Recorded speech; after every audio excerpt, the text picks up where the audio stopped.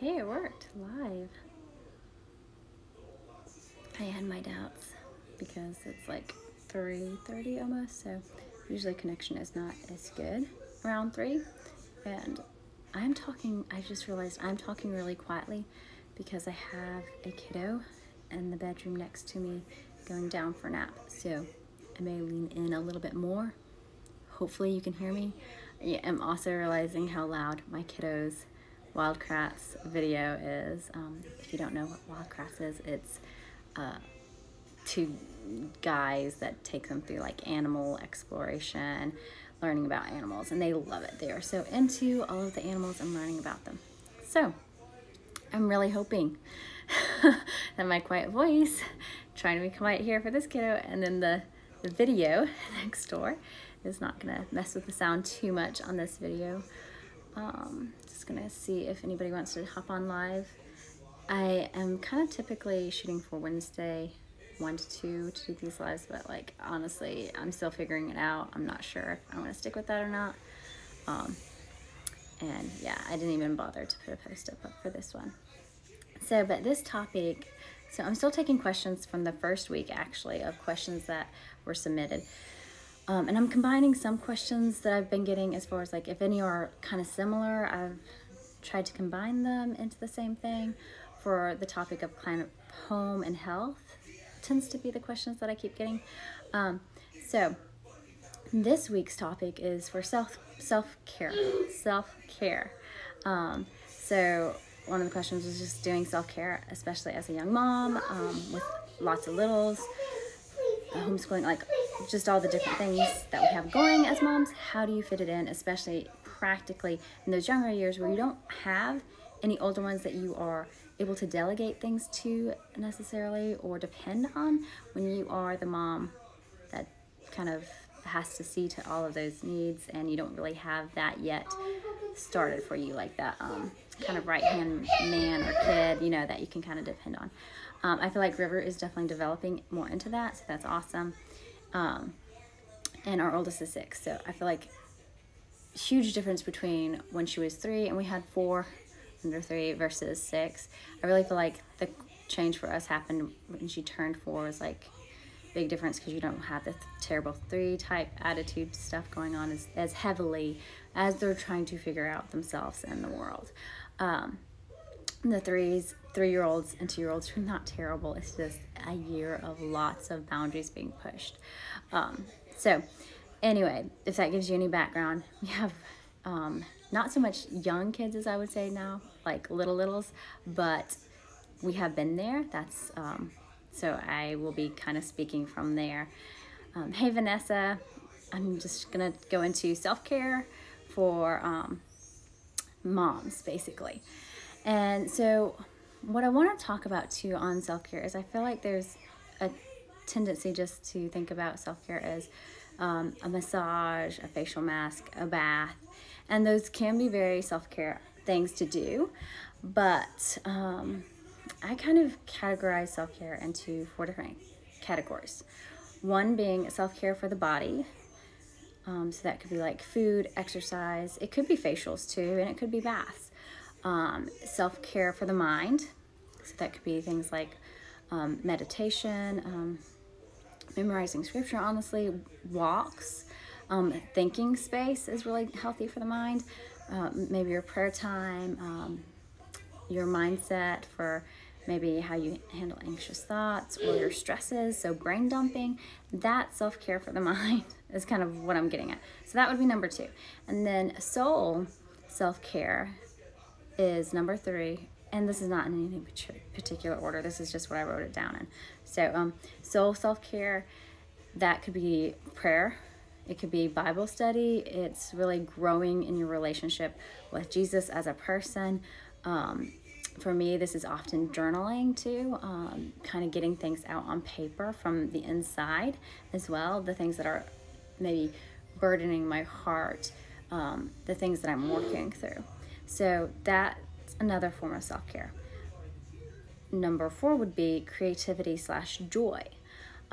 So we don't tend to think of pleasure and joy and creativity as a form of self-care, but yet how renewing and energizing, and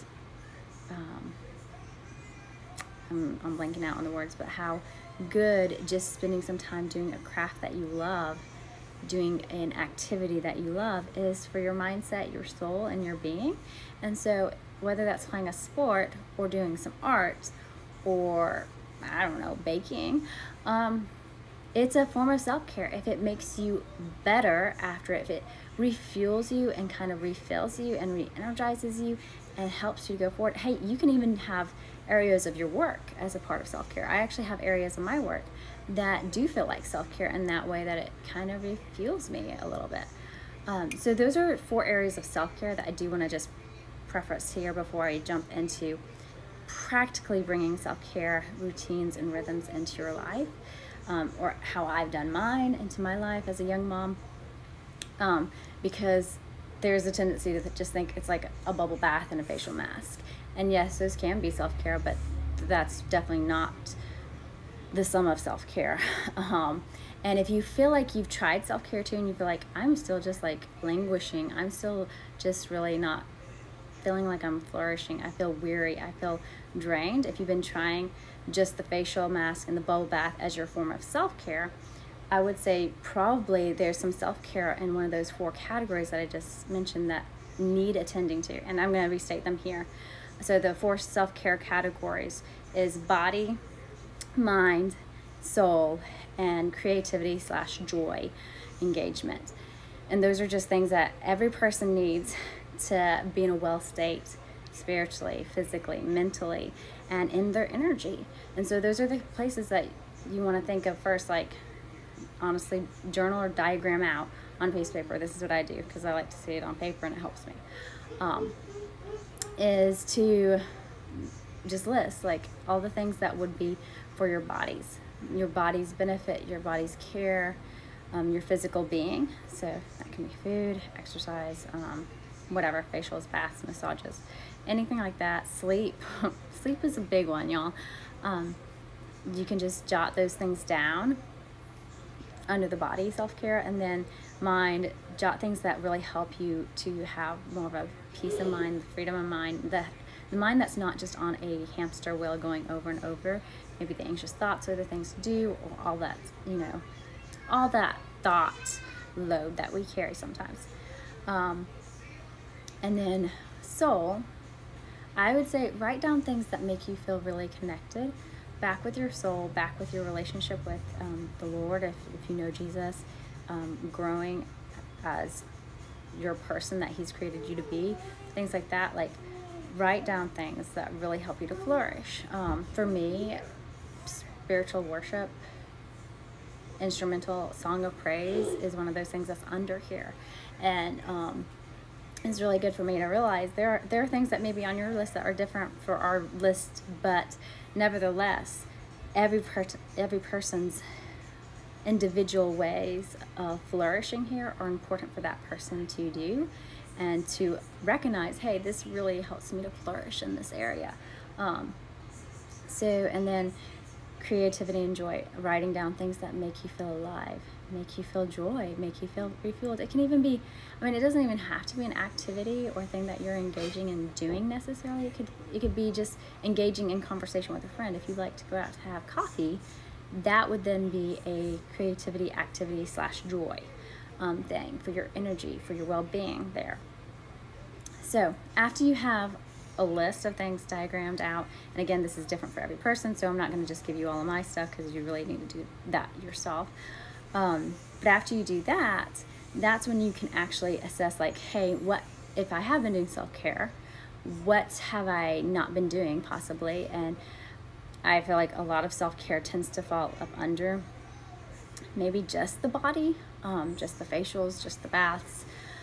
Sometimes food and exercise kind of get thrown in there too, because that's kind of an obvious thing. It's going to affect all of your health. And it is an easy one to start with, as far as it does help in so many ways. If you're getting enough sleep, that really does help your mindset the next day. That kind of thing.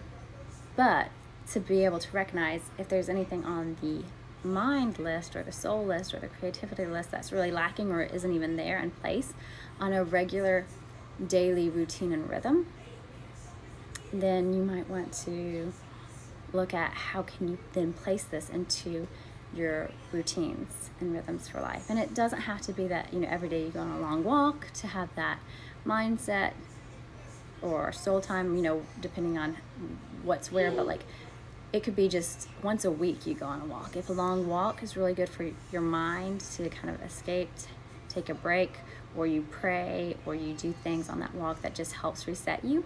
It doesn't have to necessarily be that you're doing that walk every single day, but that you have a rhythm in which your life goes by, that you are doing that walk regularly. That could be just once a week. It could be like a girls' night once a month or something. If connecting with others is one of those things that is like one of those things that does engage you in joy and creativity and activity, is that thing.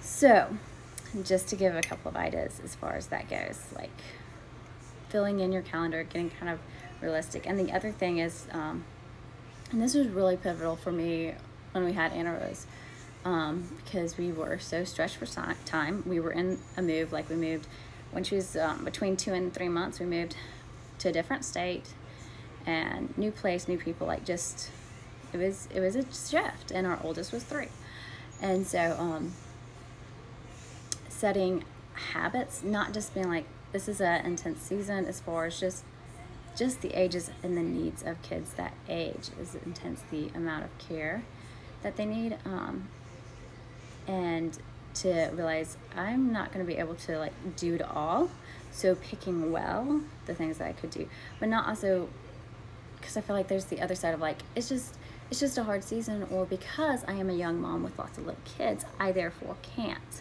or not to fall into that kind of thinking where it's just like, don't even try, don't even think about it, because it's just going to be like, this is it for a season. I really think that every person needs, whether you're a young mom or an older mom or a grandparent, every person has to find out how to thrive in the season that they're in. You cannot just put thriving off for another season of life, because you really don't know how the neglect will affect the next season of your life. So anyway, picking one thing to implement, one habit, one self-care routine from those 4 categories. And I would say if you're really like in a tight season as far as time and maybe really little ones, or this is overwhelming just to even think like, where would I even start self-care? Just pick one out of the whole list. If you've already been doing some self-care things, then pick one from each category of your list. That would be ideal. But starting with one, The Power of One, if you want some books as far as that are really helpful for breaking down how and why it's so important to focus on just one and not trying to do them all, not trying to implement tons of change and habit. I know the One Thing book is really good, and Essentialism is really good, and Atomic Habits is really good. So if you're looking for some things to look at as far as books to read on for developing really good habits, self-care routines, and then how to build your habits so that you are sustaining them. So picking just one habit to start with and doing that one thing daily or weekly, whatever that habit needs to be for you. And then a couple of things for when you're starting a habit, like a self-care routine that is, not happening on the regular. It's not habit. It's going to be something you're trying to implement. Couple of things that are key for any habit that you are trying to create or do is to make it obvious. And I would love to actually one day do maybe a tour around my house just to show you different self-care routines or things that I want to do and want to make sure I do daily or weekly, but how I have to use visual cues to bring myself into that, doing it to remind myself to do it. Just to give y'all an example of that. But I know I've talked about how my essential oils for the kitchen are right there on the counter in a log essential oil holder, so that I'm reminded, oh yeah, you want to use these oils for better health benefits in your food and in your water. Like, it's right there. I have stuff in our bathroom. I have stuff in the kids' room in the bathroom. Just everywhere there's things that are cues for taking care of certain steps that I want to happen on the regular. So one of the first rules to making a habit is, one, to make it obvious, to make it visible.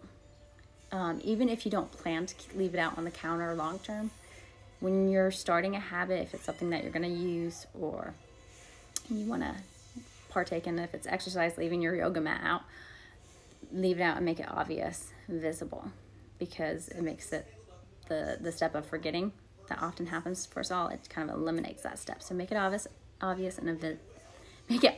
and visible. And then the second thing is to make it easy. So we are creatures that go towards like whatever is the least resistance. That's where we're going to go. Like, we're going to travel that road. So to make it easy to do the thing really helps. So to have it prepared, to make it easy, whether that's dinner prepping food, to make it easy to do even like the salts bath, have all the salts ready, or to do the exercise because your gym bag's packed, whatever it is that you're doing for self-care, making it easy.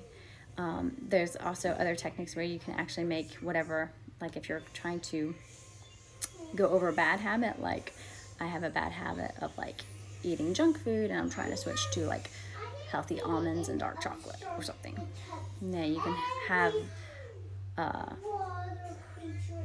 what would you call it, anti-reward system for like the junk food, and also making it harder. So like if you don't keep junk food in your house, then you have to go to the store to buy it, would be one, instead of keeping it in the house. Keep the healthy food in the house so that's easier than going to the store to buy it, if that makes sense. So I do this with some of our kitchen stuff as far as baking. I keep a lot of good healthy ingredients on hand, and that helps to encourage me, like, hey, if you want to make some cookies, you need to basically use your healthy coconut sugar instead of sugar and all this other stuff, or you're going to have to go to the store to go get it, which I'm not doing with 4 kids. So that's just one example. So making it easy when you're trying to implement the new good habit, and then making it satisfying. So that's the reward that we get from doing the habit. It's an instant reward. Lots of times when we have stuff that we're doing, it's out of habit for an instant reward, or because it's habit that we've always kind of done. So maybe having even a rewards system in place, whether it's like you're accruing points to do something fun later on in the month, or to buy something. I know I've talked about like last year. So I have done for years, like where I pay myself to work out. I get $1 if I work out. I don't get $1 if I don't work out. But it helps to show up to the workout if I am paying myself to show up. So that might be one thing. And the fourth one is make it appealing. So this one is to make it not just satisfying as far as a reward system, but to make it appealing, to make it something that you would crave to do. And this comes to really how it's set up.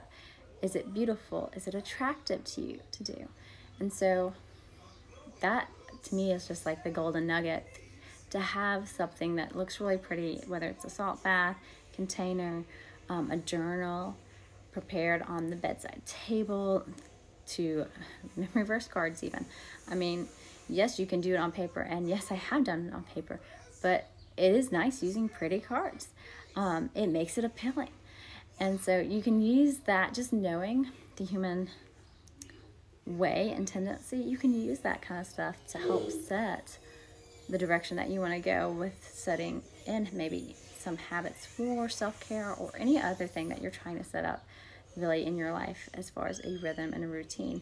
So I hope that's not too much rambling and stuff like that, but I just wanted to share on those 4 different ways to do self-care and how it can look differently for us all, and really just doing the inner work to like realize what do you need to thrive in all those different categories: body, mind, soul, and then your creativity and joy and activity type stuff. So, and then I think just setting a goal too is just, if you haven't been doing any self-care type stuff on the regular, just to say, hey, 15 minutes a day, I'm gonna do some self-care stuff. I am not a great reader, so I remember when I was trying to set up the habit for reading, because I did desire to do it, but I'm also slow, and then it's also one of those things that's just very easy to kick off the list, you know, during a day. It's just very easy. Is just to set aside 15 minutes before I go to bed to read. to read in bed or whatever, but 15 minutes is not a chapter necessarily, or it could be, but just, hey, 15 minutes or 5 minutes. Same thing with exercise. There was a goal I had last year that was just like, hey, 5 minutes minimum every day. And lots of times you're going to find yourself probably going over that with exercise, especially because it's like once you're in it, you're just like, okay, I'm in it. And a couple more minutes is not a big deal. But having a doable time period, a doable action is also very key. So time, lots of times it's the actual time taken away that is hard for us to relinquish. So if it's a very small action requiring very little time, we're more likely to do it. And then hopefully that will stick a little bit more. So anyway, that's just my tips as far as being a young mom, establishing self-care routines. Do I do it perfectly? Definitely not. There are weeks that I'm just like, okay, definitely you can look back in hindsight and find things that maybe rocked your routine a little bit. Maybe you loaded it down a little bit too much with outside activities. Maybe you didn't do enough outside activities. So I think it's just different for everybody. You kind of have to self-monitor that for yourself. So, but those are the key things that have helped me as far as doing self-care. And then another question I meant to wrap into this one, because I think it was along the same lines. It was talking about a reward system that is not just like, okay, so like if you do well, let's say keeping with your diet or exercising. That's better example, exercising. How to reward yourself without being like, okay, I have to go to the spa, get pampered or nails done, or I like get to eat some good, like, I don't know, dessert or junk food. Because those tend to be like kind of the things that you'll see people do. Either they'll be like, hey, cheat day, or like, I did so well, like I'm gonna do this, or they're going to spend money on a foot massage or spa care, and there's nothing wrong with that. That's wonderful. But like if you are a mom that has to then book a babysitter, or just financially like, we're trying to save, we're trying to do this instead as a family, to think of other things that you can pull from that doesn't involve necessarily putting down money every time to keep yourself incentivized.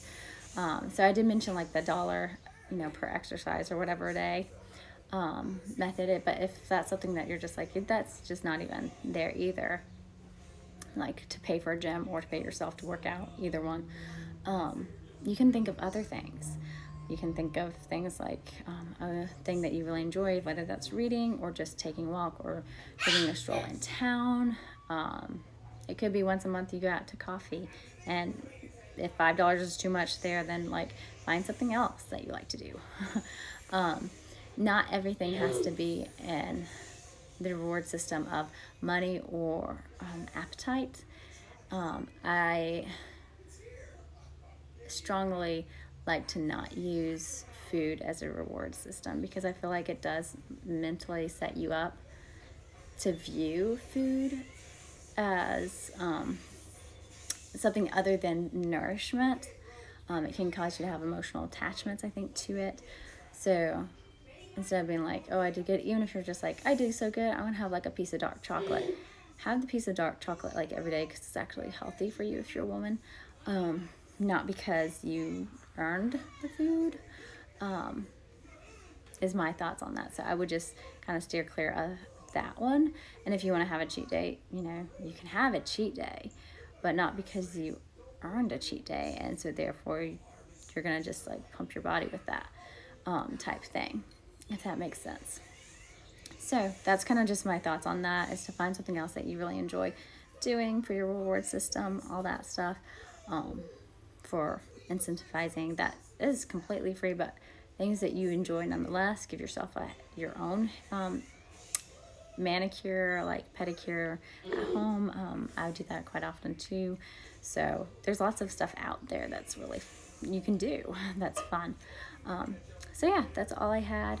If you'll have questions, you can just comment them below. I think this is about it, and a wrap for the topic of self-care for moms and habit, kind of bringing that into habit and routine. So I hope you have a wonderful Wednesday, and I'll see you hopefully next week.